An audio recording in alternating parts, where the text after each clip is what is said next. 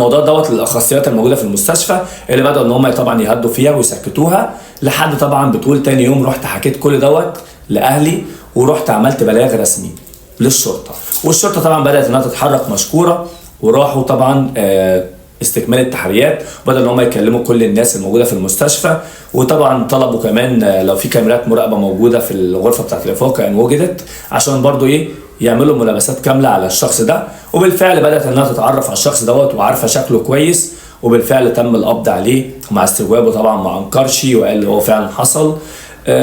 وطبعا انتوا فاهمين بقى الكلام اللي بيتقال بعد كده. المهم طبعا تم حبسه 4 ايام على ذمه التحقيق، ولسه طبعا القضيه شغاله. ارجوكم بقى اي بنت او اي ست او اي راجل عموما بتروح ببنتك المستشفى، بمراتك، باختك، خلي بالكم، لان للاسف يعني انا مش عايز اقول ما بقاش في امان، بس يعني حرص وما تخونش، لان الحاجات دي بقت بتحصل كتير في المستشفيات. سلام.